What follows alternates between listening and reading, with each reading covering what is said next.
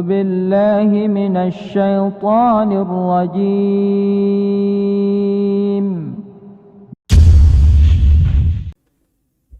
Jadi Al-Muqtadi adalah salah khalifah di Dunia Abbasiyah, dan dia adalah cucu seorang khalifah yang sebelumnya, itu Al-Khalifah Al-Muqtadi, dikunyai dengan sebut dengan Abul Abbas, ya, Al-Qadir Billah, namanya Ahmad bin Ishaq bin Muqtadir Al-Khalifah Abul Abbas. Dia dilahirkan pada tahun 336 Hijriah, ya, 336 Hijriah. Beliau dilahirkan pada tahun 336 Hijriah, dan ibunya adalah Ummul Walad ismuha Tamanni, ya, kana abyada katsal lihya. Al-Qadir Billah ini berkulit putih, memiliki jenggot yang begitu lebat, dalam, ya. Dayyinan aliman, dia seorang yang memiliki pengetahuan yang agama yang cukup, ya, mengamalkan, seorang yang saleh, maka disebut dalam istilah para penulis sejarah dayyin. Kemudian juga aliman muta'abbidan. Ini salah sifat khalifah ini. Kita lihat di kalangan pemimpin Abbasiyah, berbagai corak, ya, yang menjadi khalifah. Ada orang-orang yang begitu saleh, taat, ya. Kemudian juga ada di kalangan mereka orang-orang yang jauh dari ilmu. Tapi secara umum kekuasaan berada di tangan orang berilmu agama, walaupun ada kelemahan-kelemahan di dalam sisi keahlian dalam pemerintahan atau menjalankan kekuasaan. Para penulis biografi atau penulis sejarah menyebutkan bahwa beliau ini ada dayyinan aliman muta'abbidan, seorang yang agama, seorang yang berilmu, seorang yang rajin beribadah. Tentu ini ketika kita menceritakan pemimpin-pemimpin yang begitu baik dalam agamanya, dalam kepemimpinannya, menjadi inspirasi hendaknya bagi kita-kita, khususnya bagi kita yang diangkat oleh rakyatnya, yang dituakan oleh rakyatnya, yang jadi penguasa di tengah rakyatnya, bahwa hendaknya mereka qudwah, bahwa sikap tingkah laku mereka menjadi perhatian oleh rakyat mereka dan bahkan akan tercatat dalam sejarah.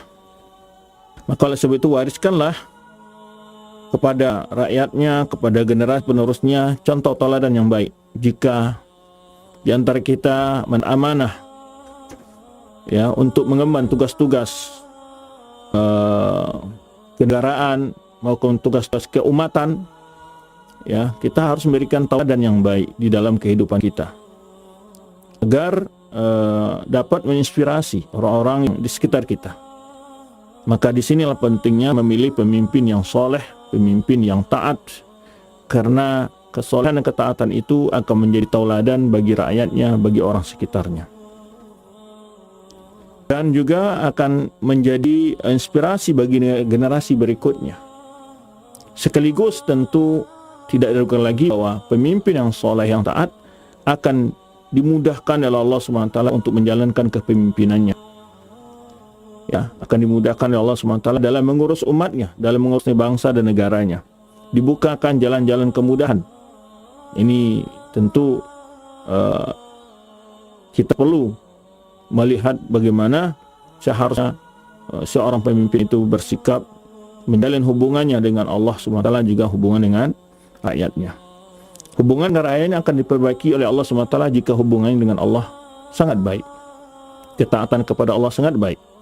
Karena Allah sudah janjikan, wa may yattaqillaha yaj'al lahu makhraja wa yarzuqhu min haitsu la yahtasib. Maka orang pemimpin, ya, tentu di ayat ini umum, siapa yang bertakwa kepada Allah, Allah berikan jalan keluar dari segala kesulitan dia hadapi. Ya, siapapun dia, pemimpin dia, rakyat biasa dia, tetapi seorang pemimpin akan lebih penting lagi, ya, untuk selalu taat dan bertakwa kepada Allah Subhanahu wa taala, agar dia mendapatkan tuntunan dan bimbingan dari Allah Subhanahu wa taala, memberikan yang terbaik dalam perencanaan pembangunan, dalam memberikan keputusan, dalam mengambil kebijakan, ya, dalam mengambil sikap, memberikan keputusan hukum maupun keputusan dalam perkara-perkara ekonomi dan sosial serta lainnya, maka ini sangat penting bagi seorang pemimpin untuk selalu bergantung pada Allah, memohon kepada Allah petunjuk. Maka dia seorang yang memimpin itu antara sifat yang direkomendasikan oleh para ulama penulis siasat syariah menyebutkan dia harus seorang yang soleh, karena kesolehannya itu akan memberi faedah ke dalam dirinya, dalam kebijakannya juga kepada masyarakatnya. Dia akan menjadi tauladan yang baik bagi masyarakatnya, ya. Tentu tidak diragukan bagi kita seorang rakyat pasti menginginkan senang melihat orang pemimpin yang soleh, taat dan rajin beribadah, dan tentu juga mendukung program-program keagamaan yang dilaksanakan oleh rakyatnya. Jadi maka seorang pemimpin yang taat, dia akan dimudahkan Allah SWT untuk mengurus urusan tugasnya, urusan bangsanya, urusan rakyatnya. Karena Allah telah janjikan, wa may yattaqillah yaj'al lahu makhraja wa yarzuqhu min haitsu la yahtasib. Allah akan beri dia rezeki dari arah yang tidak dia prediksi dan tanpa dia kira-kira. Kadang-kadang seorang pejabat, seorang penguasa, seorang pemimpin ada motivasi untuk ingin mendapatkan kekayaan, ya, dengan cara-cara mungkin tidak mengikuti aturan agama atau dengan cara yang haram. Tapi seandainya dia bertakwa kepada Allah, Allah akan bukakan dia rezeki dari arah yang tanpa dia harus melakukan perbuatan-perbuatan yang melanggar hukum tersebut. Wa may yattaqillaha yaj'al makhraja wa yarzuqhu min haitsu wa may yattaqillaha yaj'al min amri yusra. Dan orang yang mau bertakwa kepada Allah, Allah akan mudahkan urusannya. Ini siapa saja, baik rakyat maupun penguasa, baik orang umum maupun orang khusus, ya. Maka dari itu, seandainya penduduk negeri mau bertakwa, baik pemimpin dan rakyatnya, Allah sudah berjanji, walau anna ahlul qura amanu wattaqau la fatahna 'alaihim barakatin minas sama'i wal ard. Seandainya penduduk negeri itu mau bertakwa, penduduk negeri itu terdiri dari penguasa dan rakyatnya. Bertakwa, Allah akan bukakan keberkahan di langit dan di bumi. Maka dari itu, salah satu program terpenting di setiap penguasa hendaknya adalah membuat program-program bagaimana kehidupan beragama menjadi tenang, menjadi prioritas, karena dengan keberkahan dari kehidupan beragama tadi akan melahirkan ketenteraman, kesejahteraan, kesentosaan. Jadi banyak kita lihat, boleh jadi ada negara yang maju secara ekonomi, namun secara keamanan, ketenangan hidup mereka tidak dapatkan. Tapi kadangkala kita lihat ada negara-negara secara ekonomi di bawah standar, tapi kalau kehidupan di mereka adalah kehidupan dibina atas agama, akidah yang baik, itu kehidupan mereka penuh dengan ketenangan, kedamaian, ya, tidak ada perlombaan dalam kekuasaan, dalam harta benda, dalam berbagai kekisruhan yang dialami oleh negara-negara yang mereka merasa maju dalam bidang ekonomi.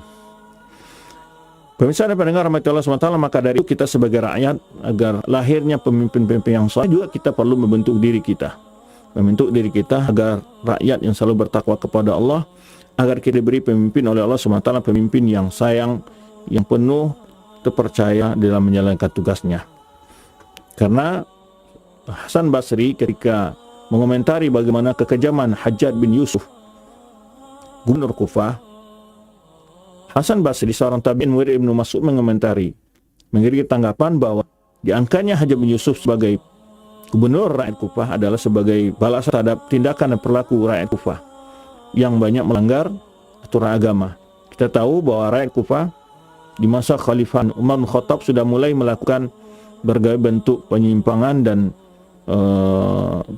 muslihat terhadap kekuasaan, sehingga Sa'ad bin Abi Waqqas mereka fitnah salah seorang sahabat yang dijamin masuk surga oleh Rasulullah SAW, difitnah dengan tuduhan tidak pantas, menjadi tidak baik dalam solatnya, segala macamnya.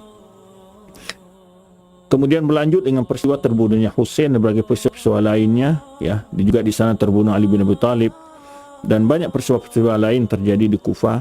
Memang Rasulullah SAW telah mengabarkan bahwa dalam sebuah hadis ketika beliau menunjuk ke arah timur Madinah, beliau menyebutkan al-fitnah hauna, al-fitan hauna.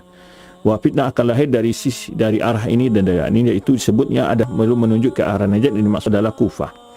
Di mana dalam fakta sejarah menunjukkan ya Kufah penuh dengan tragedi sejarah yang memilukan.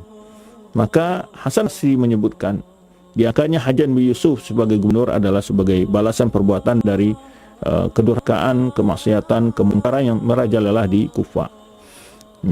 Dan ini juga isyarat satu faedah dari firman Allah Subhanahu wa taala, wa kadzalika nuwalli ba'dhum ma kanu yasibun. Ya. Demikian kami angkat, kata Allah, jadi pemimpin seorang orang yang zalim sebagai atas sebagian yang lainnya sebagai balasan atas perbuatan yang melakukan. Maka juga ungkapan salaf, kama takunu yuwalla alaikum, kama takunu yuwalla alaikum. Bagaimana kondisi kalian, demikian pula yang akan dijadikan pemimpin di atas kalian.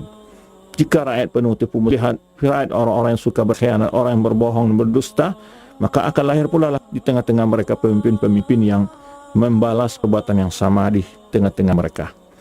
Semoga kita dilindungi oleh Allah SWT dari segala sifat-sifat yang membawa kerugian bagi dunia dan akhirat kita. Dan Allah kondisi kita dan menjadikan kita hamba-hamba yang selalu taat, membina kehidupan berbangsa negara di atas petunjuk Allah Subhanahu wa taala. Baik, muta'abbidan juga ahli ibadah. Sudah banyak bercerita dari sepanjang pembahasan faedah-faedah sejarah Islam yang telah kita bahas. Kita membuktikan seorang pemimpin yang soleh, yang tak beribadah, di dalam kepemimpinannya membawa keberkahan kepada umatnya, keberkahan yang banyak. Jadi kejuan ataupun keberkahan itu tidak nilai dari segi pendapatan per kapita sebuah negara saja, ya, karena banyak orang menilai kesejahteraan rakyat itu dari pendapatan per kapita. Padahal hakikat sebetulnya rezeki yang diberikan Allah itu adalah bukan dari sisi materi mata, tapi keberkahan, tingkah laku rakyat yang baik sebuah keberkahan. Kesehatan, tidak ada penyakit yang menular dan berbagai kehidupan masyarakat yang jauh dari penyakit-penyakit, ya, sehingga kehidupan masyarakat sehat. Itu juga adalah rezeki dari Allah Subhanahu wa taala. Rakyat yang patuh, rezeki dari Allah Subhanahu wa taala. Pemimpin yang soleh, pemimpin yang amanah, juga rezeki dari Allah Subhanahu wa taala. Karena selama ini kita memandang rezeki selalu dalam bentuk uang atau emas dan perak atau bentuk materi. Kita tidak melihat rezeki itu dari sisi lain. Padahal rezeki yang terbesar, yang lebih besar lagi adalah keimanan yang Allah berikan ke dalam diri kita, yang Allah tanam ke dalam diri kita.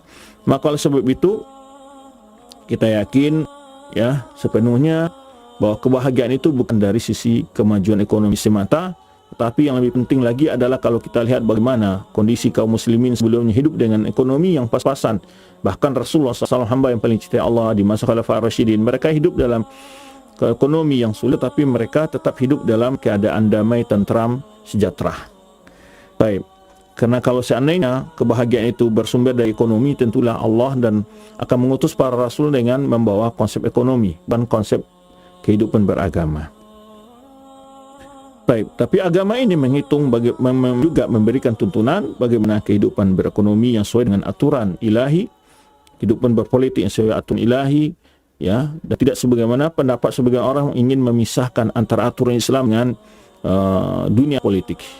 Itu berarti orang-orang yang ingin mengecilkan peranan Islam di dalam kehidupan ini, ya. Tentu tidak benar pandangan tersebut, bahwa agama Islam adalah agama yang lengkap, yang sempurna, mengatur segala sisi kehidupan manusia, ekonomi, sosial, ya, kemudian politik dan seterusnya, keamanan, semuanya ada aturan dalam Islam. Taib. Waqur min jillatil khulafa'i wa amsalihim. Jadi waquran, orang yang sangat berwibawa.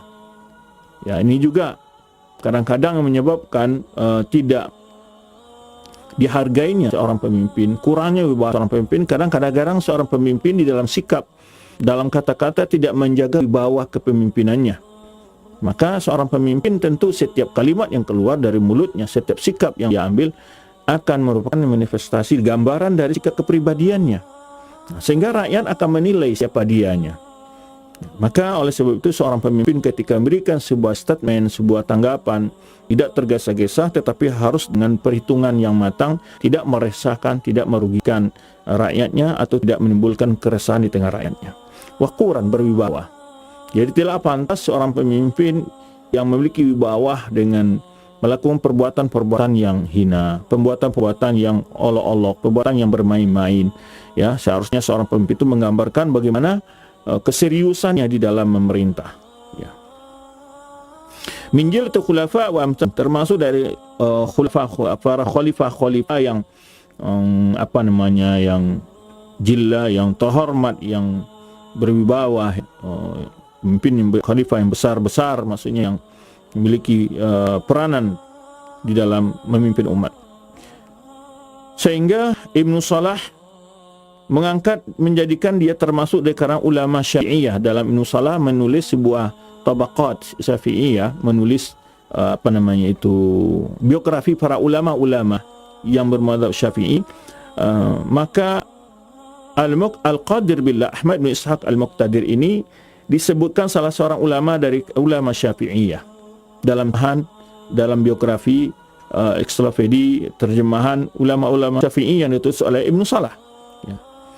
Dan Al-Qadir Billah atau Ahmad bin Ishaq Ibn Al-Muqtadir ini mempelajari fikih melalui salah seorang ulama Syafi'i yang disebut dengan Abi Bishrin Ahmad bin Muhammad Al-Hawi Al-Syafi'i.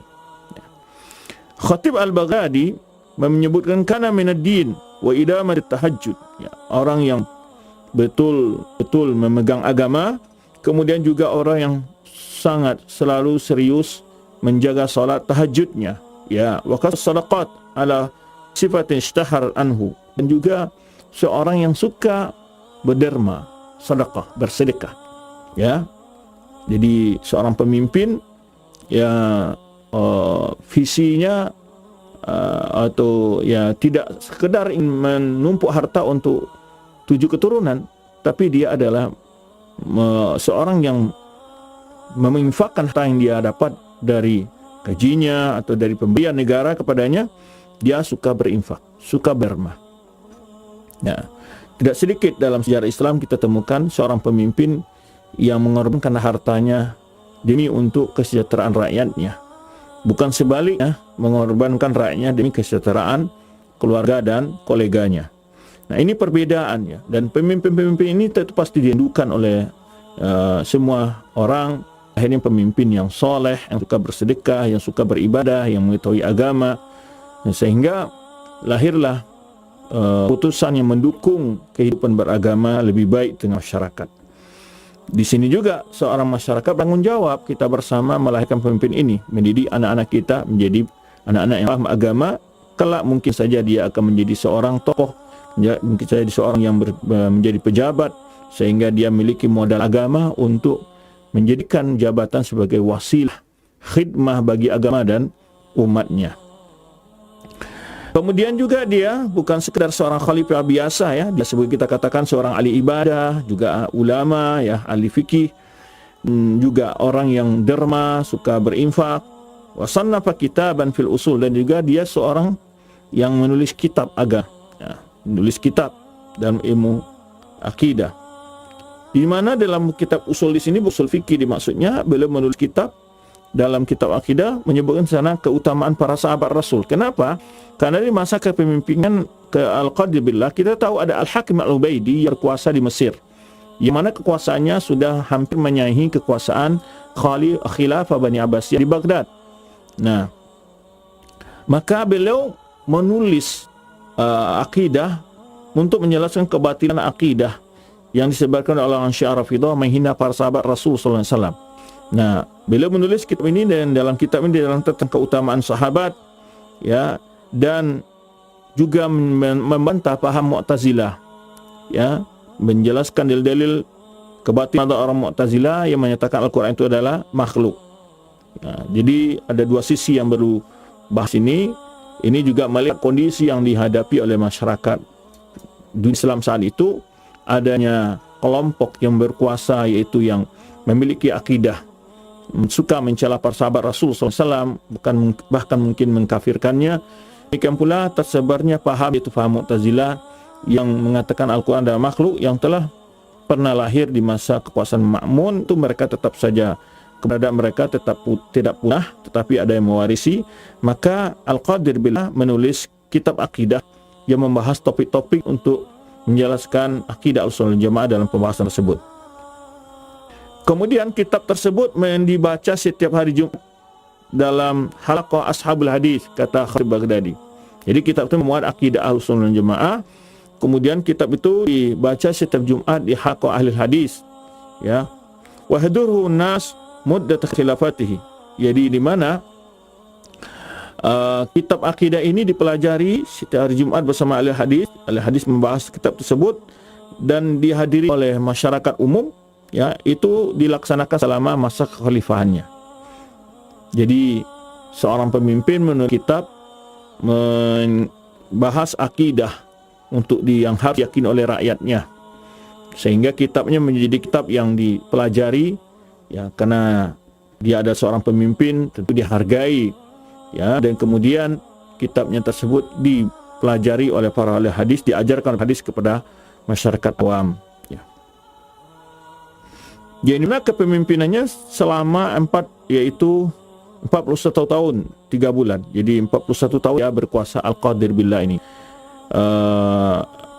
Ibnu Katsir dan penulis biografi atau sejarah mengatakan bahwa dia adalah khalifah terlama yang berkuasa di kalangan para khulafa, para pemerintah penguasa Bani Abbasiyah. Itu sekitar 41 tahun. Dia diangkat menjadi khalifah setelah khal'i ta'i', jadi setelah penurunan ta'i' lillah yang khalifah sebelumnya diberhentikan dari kekuasaan tahun 381 Hijriah. Jadi dia berkuasa dari tahun 381 Hijriah sampai 422 Hijriah. Itu dia berkuasa. Jadi 381 Hijriah sampai 422 Hijriah. Itu sekitar 41 tahun 3 bulan, ya. Di mana saat pemecatan pemberhentian Atalillah menjadi khalifah, dia tidak berada di Baghdad, ya. Faqadima fi ashir Ramadan, pada tahun 300 dia sampai ke Baghdad pada 10 Ramadan tahun 381 Hijriah. Kemudian wajalas min al-qadi julusan aman wa hunni'a. Kemudian baru besoknya, yaitu tanggal 11, dia memberikan sambutan pidato kekhalifahannya secara umum dan mendapatkan sambutan dan ungkapan selamat dari berbagai pejabat negara dan juga para rakyatnya. Saat dia menjadi khalifah 381 Hijriah itu dia belum menikah, ya. Dia lahir yaitu 336 Hijriah. Dia menjadi khalifah 381 Hijriah. Jadi sekitar 35 tahun umurnya, ya. Atau ya 36 81, ya, sekitar 45 tahun ya 50, ya, sekitar 50-an tahun umurnya. Kemudian dia menikah 46 tahun umurnya, kemudian menikah pada tahun 383 Hijriah dengan putri dari Al-Malik Bahad Daulah namanya Sukainah. Kemudian setelah menikah pada selamanya pada tahun 391 Hijriah, yaitu berapa tahun setelah itu dia mengangkat putra anak sebagai putra mahkota, dan umur anaknya ketika itu masih 9 tahun, ya. Kenapa dia menyegarakan hal itu? Disebutkan karena Al-Khatib Al-Wathiq sara ila Khurasan wafta'ala kitaban min al-qadi bi annahu wali ahdihi. Jadi karena terjadi semacam perebutan kekuasaan setelahnya oleh Al-Khatib Al-Wathiq, yang dia berangkat ke Khurasan. Di sana dia membuat sebuah kitab semacam dekret dari raja bahwa dia adalah wali ahad, dia adalah putra mahkota yang diangkat oleh Al-Qadir Billah. Kemudian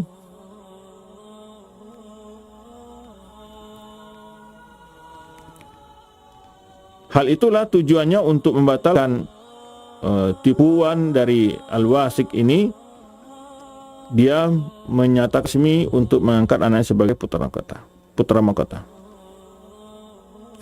Kemudian dalam masa waktu penguasaan Al-Qadir Billah, kekuasaan Hakim Al-Ubaidi itu semakin kuat di Mesir.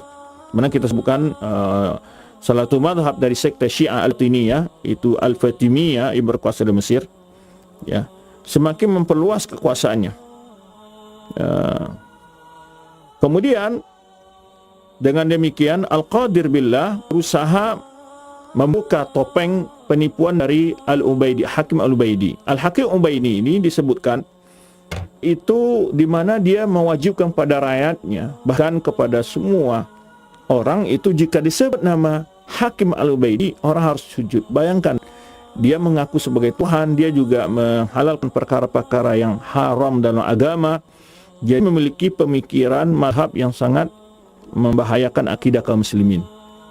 Sehingga jika nama Hakim Ubaid disebut, maka orang-orang harus bersujud. Bayangkan, demikian disebutkan oleh Ibnu Katsir dalam tarikhnya, dalam kitab Bidayah wa Nihayah, dan beberapa penjelasan ulama-ulama lain. Jadi karena itulah Al-Qadir Billah menyuruh membuat catatan penjelasan tentang garis keturunan Al-Ubaidi ini. Siapa dia hakikatnya? Itu. Jadi siapa hakikatnya dia? Al-Hakim Al-Ubaidi ini. Bahwa mereka bukanlah keturunan dari Ahlul Bait, karena mereka mengaku dari keturunan Ahlul Bait ini, Hakim Al-Ubaidi ini. Dan sebenarnya mereka itu adalah dari keturunan Disan bin Sa'id Al-Kharami, ya. Jadi ulama-ulama para Ahlul Bait yang ada di Baghdad itu memberikan catatan, memberikan tulisan atau menandatangani pernyataan tersebut secara bersama-sama bahwa Hakim Al-Ubaidi yang ada di Mesir yang disebut dengan Daulah Fatimiyah bukanlah keturunan Fatimah atau keturunan Al-Bait. Taib.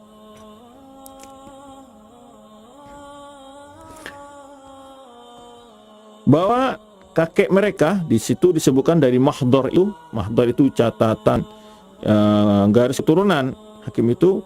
Kakek mereka Hakim Ubaidi adalah pertamanya berangkat ke Maghrib bersama dengan, kemudian di sana mengaku sebagai Al-Mahdi yang telah kita bahas sebelumnya, ya.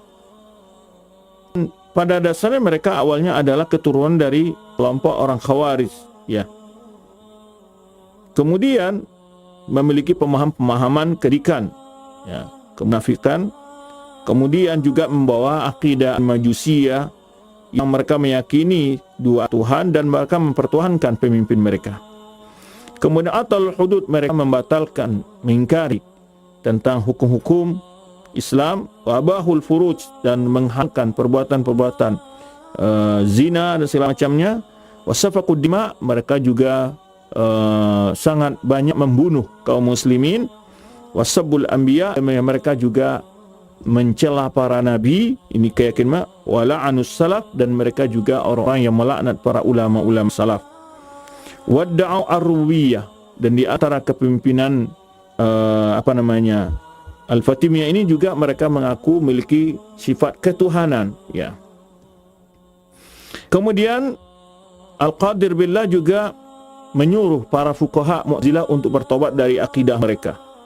Tafatara min i'tizal wa rafd, dan dari situlah mereka menyatakan berlepas diri dari akidah Mu'tazilah dan juga pemahaman Rafidah, ya.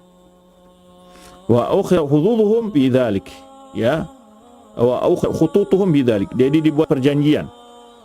Ini bentuk kesolehan seorang hakim ini, Al-Qadir Billah, Khalifah Abbasiyah Al-Qadir Billah ini, dia memperoleh kondisi keyakinan masyarakatnya, menyelamatkan akidah masyarakatnya. Pertama tentang keyakinan penipuan, pembohongan hoax yang secara massal oleh Hakim Al-Ubaidi Al-Fatimiyah di Mesir. Kemudian juga membersihkan paham-paham penyimpangan sepaham Mu'tazilah dan keyakinan Rafidah, Syiah Rafidah, sehingga para ulama-ulama membuat pernyataan mereka adalah orang-orang yang berlepas diri dari akidah tersebut.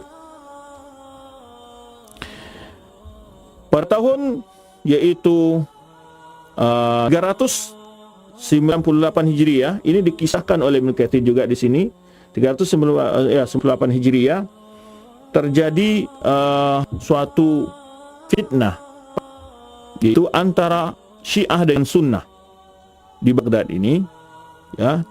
Jadi sebelumnya sudah sering kita sebutkan bagaimana hampir setiap tahunnya selalu terjadi pembunuhan, perangan, ya, permusuhan dalam bentuk fisik antara Syiah dan Sunni di Baghdad, di mana diceritakan di sini oleh Ibnu Katsir. Ini cerita sangat panjang, di sini disebutkan, ya.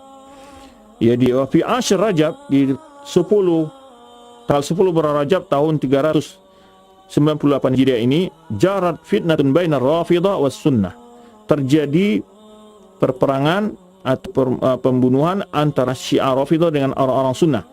Sebabnya adalah anna ba'dul Hashimiyin qasada Abu Abdullah Muhammad bin Nu'man al-Ma'ruf bin al-Muallim kana faqih Syiah di masjidihi bidarbi riyah fa'arlahu bisabbi. Jadi di mana sebabnya sebagian orang Hashimiyin menemui ulama seorang Syiah, ya, kemudian dia menyuruh untuk melaknat. Fasara ashabuhu istamfara ashabul qarah wasara ila dar qadi Muhammad bin Akfani. Jadi di situ terjadi perselisihan, ya, ketika orang Syiah ini, yaitu memperlihatkan kebenciannya kepada para sahabat, mencela para sahabat. Akhirnya terjadi kericuan, dibawa ke rumah seorang ulama, yaitu ulama Syafi'iyah, Abu Hamid al-Asfaraini, ya. Kemudian juga wajar fitnatun tawilah, kata Ibnu Katsir, terjadi fitnah yang sangat panjang, ini lama gitu maksudnya. Kemudian orang Syiah membawa sebuah mushaf. Mereka mengatakan bahwa itu adalah mushaf Ibnu Mas'ud, dan di dalam mushaf itu, ya, yukhalifu mushaf kullaha. Mushaf yang mereka katakan ini mushaf Ibnu Mas'ud, yang mana mushaf itu menyelisih semua mushaf-mushaf yang ada. Wajumil al-ashraf wal qudha wal fuqaha, dikumpulkanlah semua al-ashraf ini adalah keturunan al-bait, dan para qudat, ya, hakim dikumpulkan semua, wal fuqaha, kemudian semua ulama-ulama dikumpulkan, para qadi dikumpulkan, para Hashimiyah, keturunan Bani Hashim dikumpulkan di hari Jumat waktu itu, ya, yaitu Yaumul Jum'ah, yakni pada malam Jumat. Kemudian dibawalah mushaf yang dibawa oleh Syiah tadi kepada kata-kata para ulama.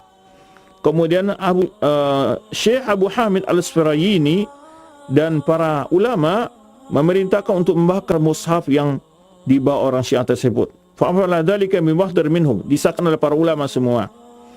Wa ghadibat Syiah min dzalika ghadban syadidan, orang Syiah marah dengan kemarahan yang sangat. Wa ja'alu yad'una lailatan nisf Sya'ban ala man fa'ala dzalika wa yasbunahu, di mana mereka yaitu mencela maki-maki orang-orang melakukan demikian pada malam nisfu Sya'ban, ya. Kemudian pada malam tersebut para pemuda-pemuda orang Syiah ini ingin menyerang Abi Hamid sore ini ke rumahnya, ya. Kemudian Abu Hamid al-Asfaraini pindah dari rumahnya ke salah seorang ulama Darul Qutun, wasau ya Hakim ya Mansur, di mana mereka memanggil-manggil nama Hakim al-Fitimiyah, ya. Kemudian ketika sampai berita itu kepada Al-Qadir Billah, faqadiba wa sa'awanahu li nasri ahli sunnah, disitulah Al-Qadir Billah mengirim pasukan untuk membela ahli sunnah, yang mana ulama al-sunnah yaitu Abu Hamid al-Asfaraini dikepung rumahnya oleh muda-muda Syiah. Betul. Huriqat durun katsira min duri Syiah, terjadi pembakaran yang luar biasa terhadap rumah-rumah orang Syiah. Wa jarrat khutubun syadidatun wa ba'asa amir al-juyus ila Baghdad liyanfiya anha Ibnu Muallim. Kemudian Ibnu Muallim yang membuat persoalan ini dikeluarkan dari Baghdad, ya. Kemudian wa muni al-qassas min ta'arud lil fitan wa su'al bi ismi ahad min as-sahabah, ya. Kemudian juga dilarangnya para penceramah, pembawa-pembawa kisah untuk mencela para sahabat. Ya, kemudian kembalilah Abu Hamid As-Suraini ke rumahnya. Ya. Kemudian itu kisah ya yang disebutkan pada tahun tersebut oleh Ibnu Katsir. Terjadinya di sini disebutkan permusuhan ya ketika mereka orang-orang Syiah ini ya wa kana Syekh Abu Hamid As-Suraini yuqtala fiha wa sahah Rafidhah di Baghdad, di mana orang Syiah Rafidhah di Baghdad yang telah mengepung rumah Abu Hamid As-Suraini dari ulama Ahlussunnah ini, mereka menteriakkan nama dari pemimpin Syiah Rafidhah atau Batiniyah yang ada di Mesir, yaitu Hakim Ya Mansur. Kemudian akhirnya tadi kita sebutkan Al-Qadhi Billah mengirim pasukan ya untuk menolong Ahlussunnah, maka akhirnya dapatlah didamaikan dan dipukul mundur pasukan orang Syiah Rafidhah yang sedang menyerang rumah-rumah Ahlussunnah wal Jamaah saat itu. Baik. Kemudian pada tahun 422 Hijriah, inilah tahun meninggalnya Al-Qadhi Billah ya, itu hari pertama di hari Tasyrik, dan dia hidup selama 87 tahun ya, umurnya 87 tahun dan berkuasa sekitar 41 tahun. Itu sedikit tentang kekuasaan Al-Qadhi Billah di masa kekhalifahan Bani Abbasiyah. Kemudian juga banyak kisah-kisah di sini disebutkan Ibnu Katsir, di antaranya pada tahun 398 Hijriah itu terjadi pada hari Rabu tanggal 11 dari Rabiul Akhir, terjadi di Baghdad itu peristiwa salju yang sangat dahsyat, yaitu bihaitsu baqiya ala wajhil ard zira'an wa nisf. Jadi tebal salju itu sekitar 1,5 hasta. Kemudian wa makatha usbu'an lam yadhub, selama 1 minggu salju tersebut tidak pernah cair ya. Kemudian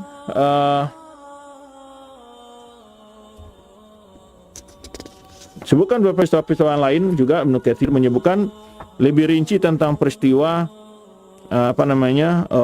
surat dari Al-Qadhi Billah dalam masalah perincian atau penjelasan tentang garis keturunan Al-Hakim Al-Ubaidi ya, yang dibahas itu pada tahun 402 Hijriah. Di sini disebutkan dari bulan Rabiul Akhir, yaitu kata haula'i di Baghdad. Jadi ulama-ulama ya berkumpul di Baghdad untuk menjelaskan garis keturunan Al-Hakim Al-Ubaidi tersebut ya.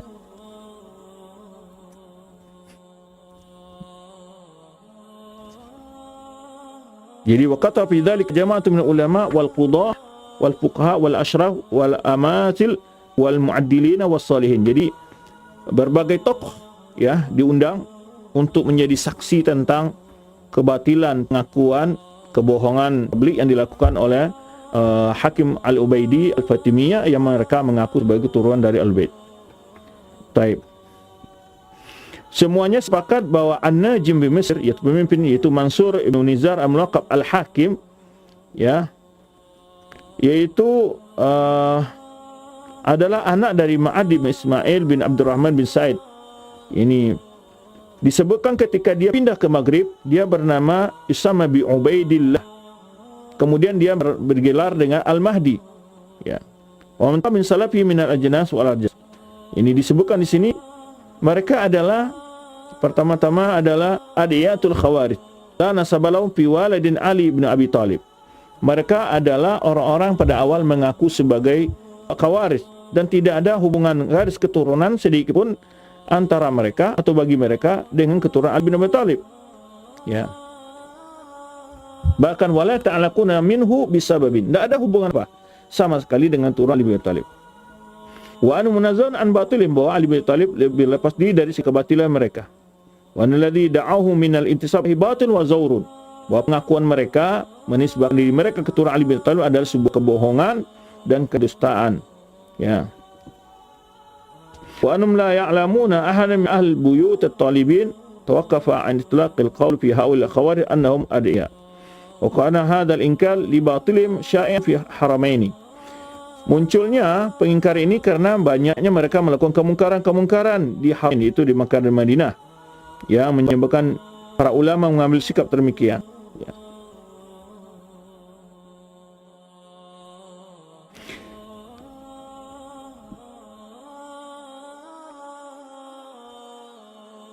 Kemudian telah kita sebutkan tadi tentang berbagai di antara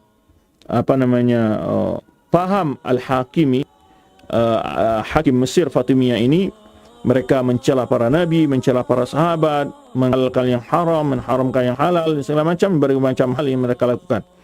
Ya. Kemudian Ibnu Katsir mengomentari di sini, wa mimma yadullu ala annahu la adiya, bahwa hal dari antara bukti bahwa mereka itu adalah orang-orang yang mengaku keturunan, ya, Ali bin Thalib.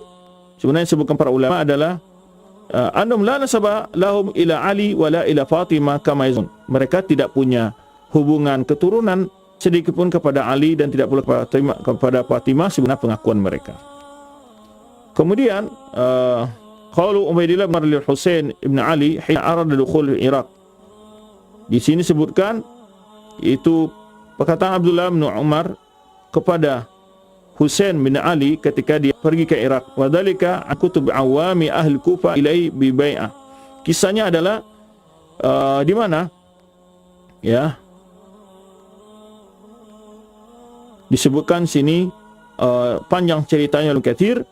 Awalnya Husain ketika mau diundang oleh rakyat Kufah untuk menjadi khalifah saat pemerintahan Muawiyah, di mana Ibnu Umar mencegah Husain bin Ali untuk pergi ke Kufah. La tatab ilaihim fa inni akhafu alayka an tuqtal. Ini nasihat Ibnu Umar kepada Husain sebelumnya. Jangan engkau pergi kepada mereka, maksudnya kepada panggilan rakyat Kufah, tawaran rakyat Kufah tersebut, karena aku takut akan terbunuh di sana. Wa inna jaddaka qad khayyara baina dunya wal akhirah faqra akhirah ala dunya. Kemudian disebutkan sungguhnya kakekmu, ya, diberi pilihan antara dunia dan akhirat, dan kakekmu lebih memilih tentang akhirat, ya. Wa anta bid'atun minhu, engkau adalah bagian darinya. Wa inna wallahi la yanulu la anta wala ahadun min ahli baitik, ya. Fa hadzal kalam asal sahih mutawajjih maqul min hadha as-sahabi jalil yaqti annahu la yali khilaf ahadun al-bait illa Muhammad bin Abdullah al-Mahdi alladhi yakunu fi akhir zaman.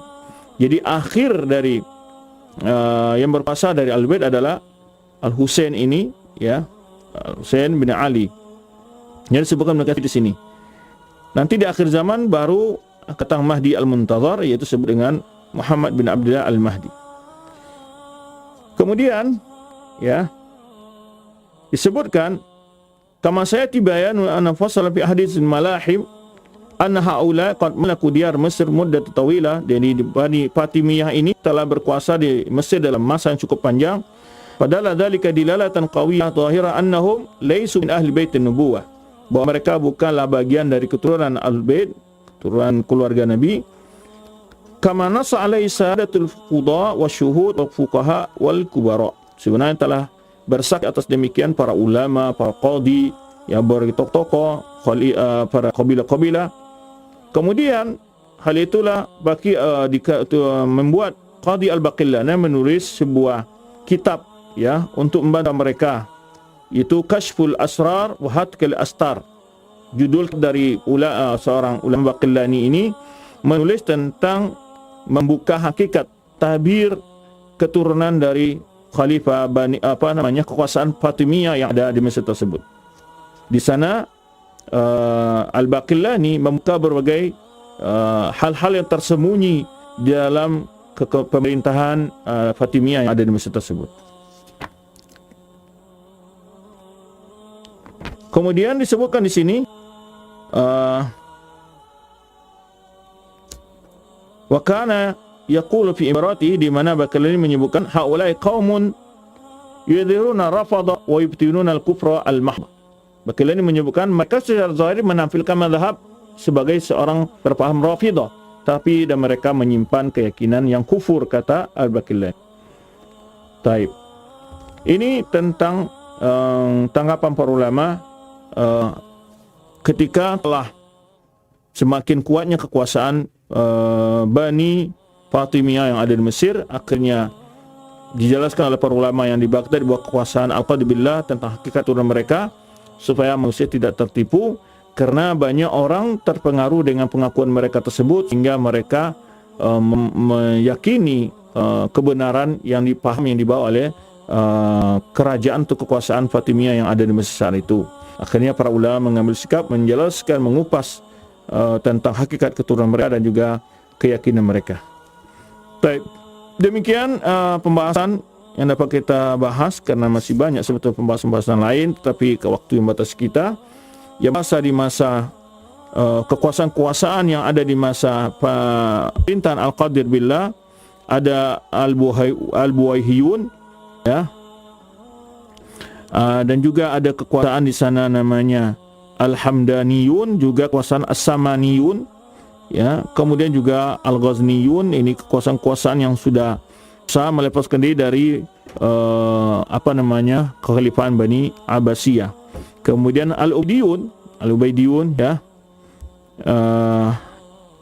yang kita sebut mereka yang ada di Mesir tersebut, ya, yang telah kita bahas sebelumnya.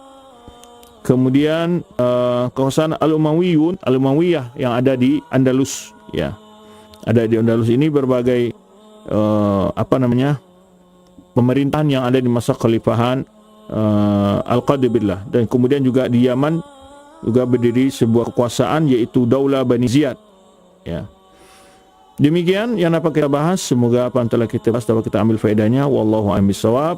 Berikutnya kita kembali kepada al-akh yang memandu kita dari Studio 2 Challenge.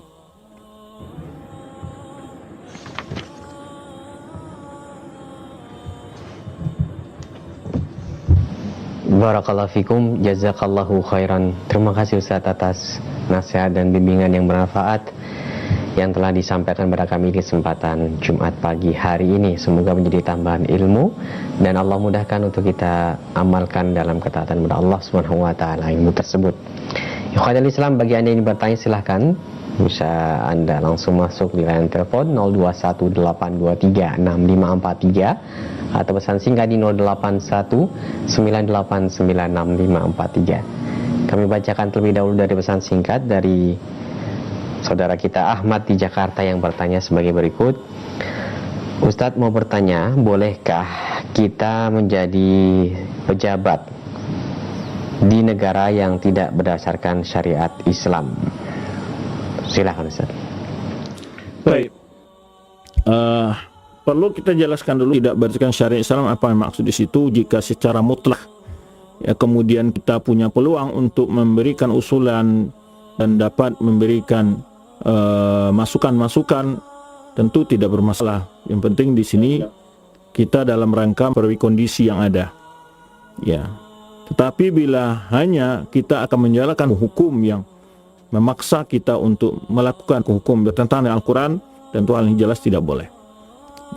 Kecuali kita di dalam sebuah pemerintahan itu ada hukum-hukum yang diadopsi dari ajaran Islam yang dapat menjadikan sebagai landasan untuk membangun umat, ya. Tentu hal ini adalah tidak dilarang oleh para ulama untuk kita mengambil kesempatan untuk memperbaiki kondisi yang ada. Jika kita memang orang yang ahli dalam pemerintahan, tentunya bukan tujuannya mencari dunia untuk berebut kekuasaan, yang pada akhirnya kita juga akan memakai cara-cara yang dipakai oleh orang-orang ahli dunia dalam merebut kekuasaan itu dengan tipu muslihat, membuat kebohongan, manipulasi data sebagai macam. Tentu hal ini jelas tidak. Tapi yang dimaksud ini benar-benar tujuan kita ada peluang, ya, atau kita ditunjuk atau kita diminta untuk menjadi seorang yang pejabat atau dibutuhkan, ya, dan kita melihat di situ ada hal-hal yang mungkin kita untuk meninggalkan nilai-nilai kebenaran, tentu adalah bagian perjuang dakwah. Karena tercipta sebuah kondisi yang baik tentu berasal dari sebuah kondisi, ya, yang sebelumnya tidak baik. Rasulullah SAW dalam berdakwah, beliau juga berdakwah sebagai lapisan, ya, di tengah kaum musyrikin, mendatangi kaum musyrikin untuk mendakwahkan Islam. Jadi jika itu sebagai fasilitas mungkin untuk membuka jalan mengenalnya orang kepada Islam, taunya orang atu-atu Islam, tentu hal itu suatu hal yang positif untuk dilakukan. Tapi untuk pertanyaan isi tertentu perlu dipelajari apa bentuk jabatan yang akan dia masuki dan mana aturan setelah dia masuk. Tentu ini jawaban sifatnya teliti dan lebih rinci dan tidak bisa dijawab secara umum ya. Dijawab secara umum. Secara umum jabatan-jabatan sifatnya seperti bidang kesehatan umpamanya, guru umpamanya ya. Mungkin jabatan-jabatan yang sangat sensitif yang akan dipertanyakan jika adalah berkenaan dengan penegakan hukum umpamanya. Ya, jika di sana dia hukum-hukum yang tidak berdoman kepada aturan yang itu secara umum menyelisih aturan Islam, tentu di sini banyak dipertanyakan. Tapi sifat-sifat banyak sekali peranan-peranan yang dia dimasuki selama tidak bersentuhan dengan sifatnya hukum-hukum yang tentang dengan hukum Allah dan hukum Rasulullah dan hukum Islam. Jadi banyak profesi-profesi yang mungkin kita juga berperan untuk membantu agama kita dan negara untuk membangunnya dengan cara yang tidak atau dapat meminimalisir dari pelanggaran terhadap hukum agama. Wallahu a'lam bishawab.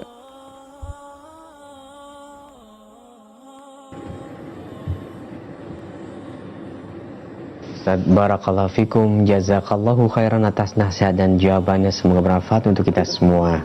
Dan kami akan angkat kembali dari pesan singkat dari Abdullah di Cilengsi yang bertanya, Assalamualaikum Ustaz. Ustadz, apakah pejabat-pejabat di sisi presiden atau pemerintahan seperti Menteri Agama atau MUI dan lain sebagainya ini merupakan representasi dari pemerintah yang harus kita taati atau tidak? Karena saat ini ada ulama yang menjadi pejabat dan mengeluarkan statement-statement yang sekiranya bisa menggoyahkan akidah seorang Islam. Bagaimana kita menyikapinya, Ustaz? Silahkan. Sikap Ahlussunnah terhadap pejabat, terhadap penguasa jelas ya. Mereka secara umum ulama Ahlussunnah mewajibkan kita taat dalam hal yang ma'ruf. Kan memang Rasulullah SAW menyebutkan innama ta'atu fil ma'ruf la ta'ata lil makhluq fi ma'siyatil khaliq. Ketaatan di sisi yang ma'ruf. Ma'ruf sini adalah ma'ruf secara din, secara agama ya, dan tidak boleh taat kepada makhluk dalam rangka bermaksiat kepada Allah Subhanahu wa taala. Selama statement peraturan-peraturan yang dilahirkan oleh pemerintah tidak bertentangan dengan ajaran Islam, kita wajib mendukung dan menjalankannya, atau tidak bertentangan dengan ajaran agama kita. Contoh peraturan-peraturan yang berkenaan dengan keselamatan berlalu lintas ya, ataupun kesehatan ya. Apabila ada peraturan-peraturan yang selama ini tidak ada peraturan, yang ada itu adalah statement-statement pribadi ya, dan itu tidak menjadi bagian dari bentuk hal yang mengharuskan kita. Maka kita harus membedakan antara peraturan atau statement-statement yang sering muncul dari beberapa pejabat ya. Nah, kita menganggap itu sebagai pendapat pribadi dia ya, yang tidak merupakan sebuah aturan yang kalaupun merupakan sebuah aturan, kita tetap wajib mematuhi sesuai dengan aturan agama kita. Bila misi akidah, tentu kita tidak akan mematuhinya. Makanya Allah Subhanahu wa taala memberikan aturan kepada seorang anak, umpamanya wa in jahadaka ala an tusyrika bima laysa laka bi'ilm fala tuti'huma wa sahibhuma fid dunya ma'rufa. Dan begini pula sikap kita kepada penguasa. Jika dia membuat sebuah dalam aturan-aturan yang bertentangan dengan akidah, kita tidak boleh mentaati. Dalam waktu yang sama, kita tetap bukan berarti kita harus bersikap buruk kepada mereka.